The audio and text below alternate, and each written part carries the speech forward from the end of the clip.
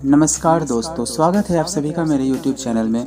दोस्तों, कहानी पसंद आए तो प्लीज़ मेरे चैनल को सब्सक्राइब जरूर करना। एक बार एक किसान अपनी पत्नी के साथ अपने घर में रहता था। उस किसान का एक नन्हा बालक था जो कि मात्र 6 महीने का था।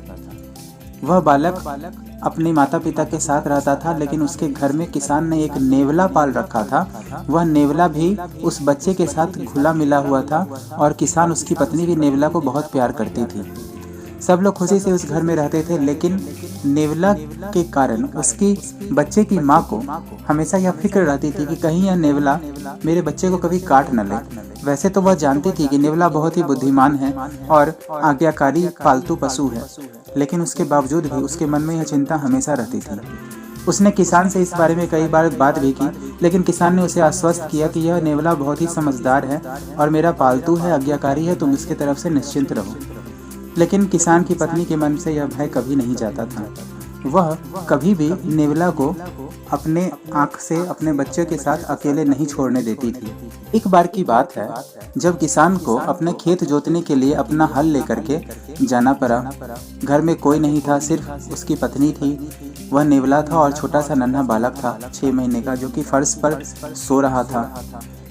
किसान की पत्नी रसोई में खाना बना रही थी कि उसने महसूस किया कि घर में पानी की एक बूंद नहीं बची है। पानी भरने के लिए उसे पास के कुएं में जाना पड़ता, जहां पर जाने और आने में कम से कम 10-15 मिनट का समय लग जाता। किसान भी घर में नहीं था। वह बालक सोया हुआ था और सिर्फ वह नेवला था, और घर में पानी की एक बूंद नहीं थी। खाना बने तो कैसे बने? यह सोचकर उसने विचार किया कि मुझे पानी लेने जाना ही पड़ेगा कुएं पर। इसलिए उसने नेवला को कहा, देख नेवला, मैं पानी भरने जा रही हूँ, तुम इस बच्चे का देखभाल करना।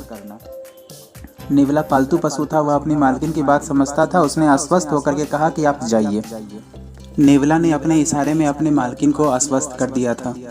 अब उसकी मालकिन पानी का एक बड़ा सा घड़ा लेकर के उसे भरने के लिए चली गई। पानी भरने के लिए वह चली गई। नेवला उस बच्चे के पास बैठकर रखवाली कर रहा था। थोड़े ही देर में संजोगवश उसने देखा है कि एक बहुत भयानक काला बड़ा सा सांप उस बच्चे की ओर बढ़ रहा है।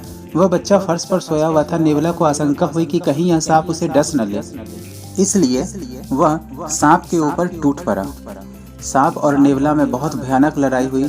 सांप बहुत ही शक्तिशाली था। उसने नेवला को कई जगह से डस लिया, लेकिन नेवला ने अंततः उस सांप के मुंह को पकड़ के काट दिया और उस सांप के टुकड़े टुकड़े कर दिए।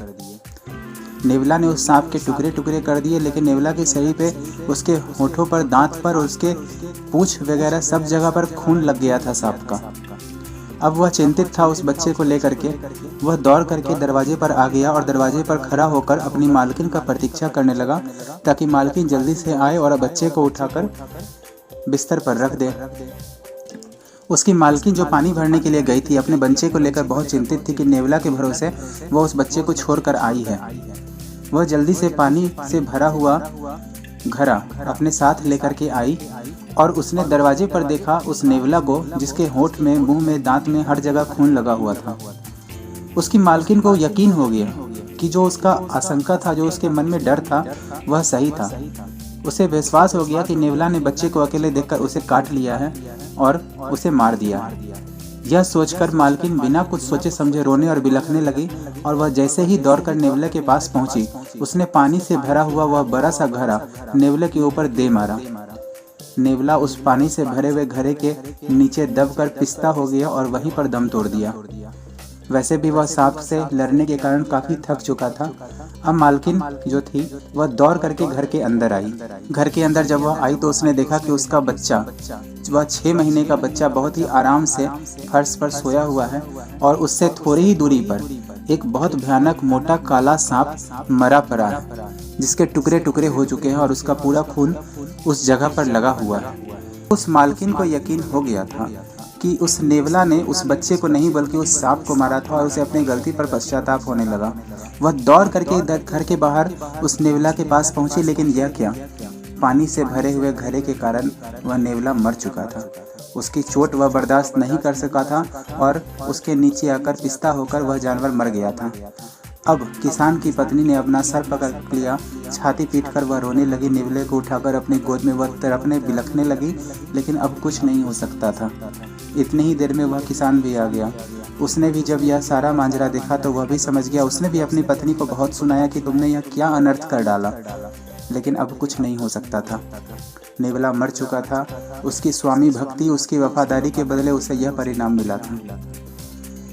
दोस्तों, यह कहानी हमें बहुत अच्छी शिक्षा देती है कि हमें कोई भी काम बिना सोचे समझे नहीं करना चाहिए। अगर बिना सोचे समझे काम किया जाए तो जिस प्रकार उस किसान की पत्नी को अफसोस हो रहा था, उसी तरह हमें भी अफसोस होगा।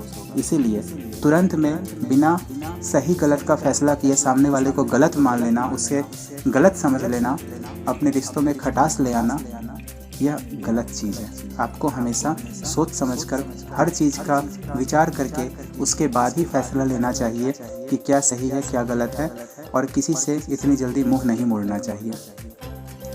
दोस्तों, मेरी कहानी अगर पसंद आई हो तो प्लीज़ मेरे चैनल को सब्सक्राइब जरूर करना और मेरे वीडियो को सपोर्ट करना। धन्यवाद।